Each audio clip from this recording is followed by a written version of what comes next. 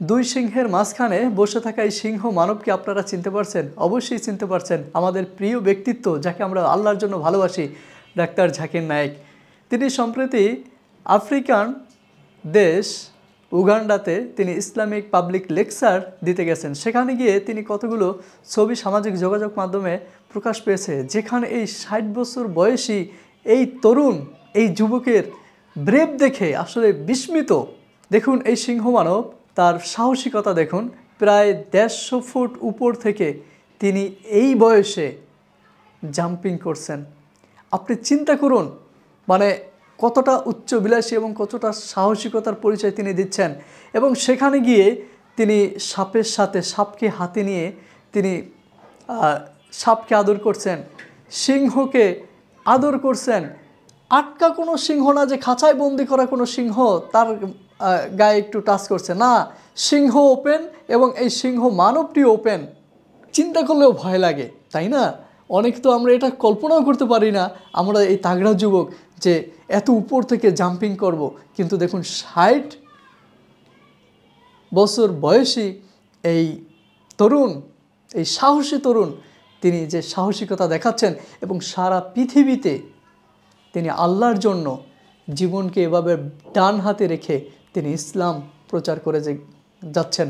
কি মোদি, কি ট্রাম্প, কি বুশ, এগুলো দেখার তার কোনো সময় নেই।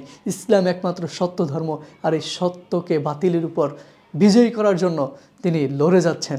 তিনি আমাদের আইডল হওয়া উচিত, তিনি আমাদের অনুপ্রেরণা হওয়া উচিত। কিসের মেসি, কিসের নেইমার, এগুলোর কোনো পাত্তা আছে এই ধরনের ব্রেভ, এই ধরনের সিংহ মানবদের কাছে?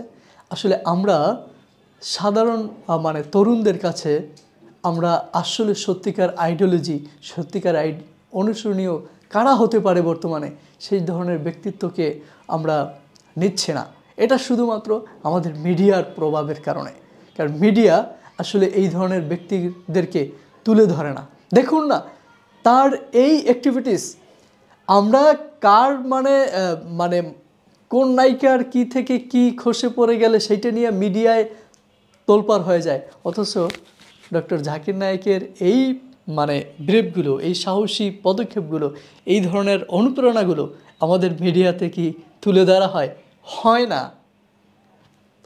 না বলে আমরা যে আসলে সত্যিকার হীরাদের, সত্যিকার নায়কদের, সত্যিকার হিরোদের আমরা চিনব না, বিষয়টা তা নয়।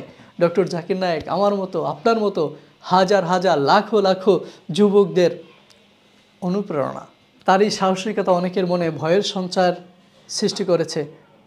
এটা সত্য যে এই প্রিয় ব্যক্তিত্ব যদি কিছু হয়ে যায়, তিনি কেন এতটা সিংহের কাছাকাছি গেলেন?